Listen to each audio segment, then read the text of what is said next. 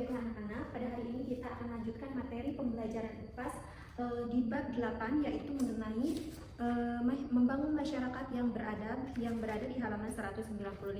Namun sebelum itu, apakah ada yang tidak sekolah hari ini? Baiklah, sekolah semua ya. Berarti kita siang hari ini lanjutkan aja materinya. Di sini ada norma dan adat istiadat di daerahku. Apakah kalian pernah mendengar apa itu norma dan apa itu adat istiadat? Di sini saya akan menjelaskan dulu apa itu norma dan apa itu adat istiadat dan apa bedanya.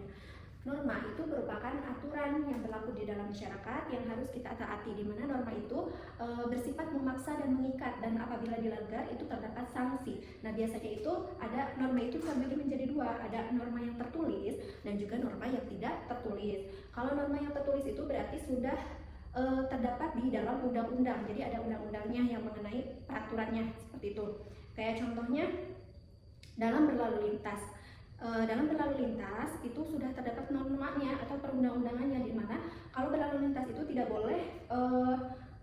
boleh melanggar rambu lalu lintas. Kemudian kalau di jalan itu kita harus memakai helm, membawa SIM, itu termasuk ke dalam norma, yang dimana norma itu sifatnya tadi mengikat, dan apabila kalian melanggar norma itu, maka akan ada sanksinya atau ada hukumannya. Kalau misalkan di jalan tadi, misal nggak pakai helm, nggak bawa SIM, itu tadi pelanggarannya atau hukumannya apa? Ditilang, seperti itu. Kemudian ada norma yang tidak tertulis. Ketika tadi Ibu memberikan contoh yang tertulisnya itu mengenai rambu lalu lintas.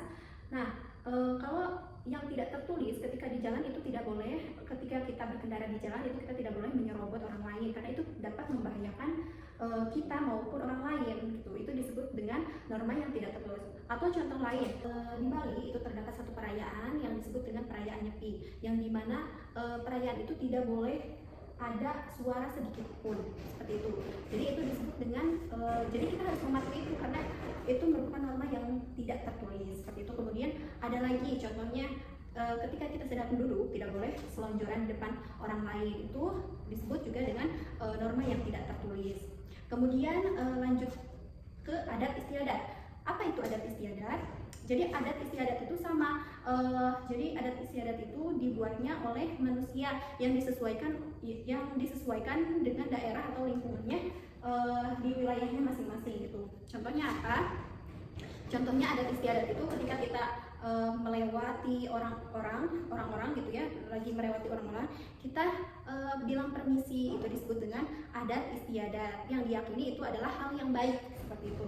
Kemudian, nah kalau tadi norma itu dibuatnya oleh negara, biasanya kalau adat istiadat itu dibuatnya oleh masyarakat setempat. Tadi sudah dijelaskan mengenai apa itu norma dan apa itu adat istiadat. Kemudian sekarang kita lanjutkan. Ibu akan membagi kalian ke dalam 4 kelompok, yang dimana setiap kelompok itu nanti akan Ibu kasih ini. Baiklah, Ibu akan kasih contoh satu. Di sini ada gambar situasi bermain. Kemudian apa hal yang boleh, hal yang tidak boleh, dan akibat dari pelanggaran. Di sini hal yang boleh dilakukan ketika di situasi taman bermain itu, contohnya menggunakan fasilitas taman bermain, itu hal yang boleh dilakukannya. Kemudian hal yang tidak boleh dilakukannya apa? Contohnya membuang sampah sembarangan.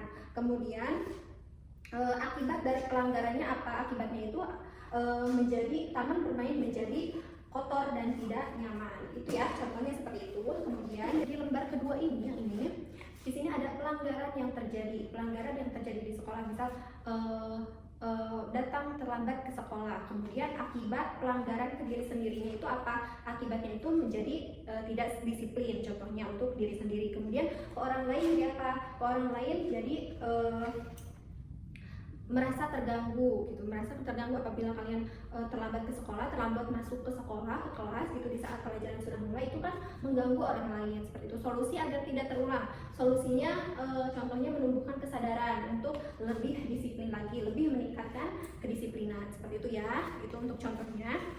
Untuk kelompoknya Ibu akan bagi di sini, kita lihat di absen saja.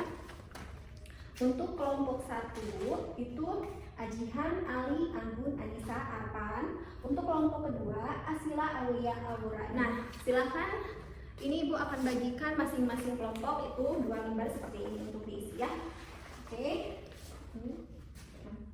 Baiklah, Ibu rasa sudah cukup waktunya ya, karena Waktunya juga sudah mau habis, sudah hampir habis. Ini tadi kalian sudah mengumpulkan.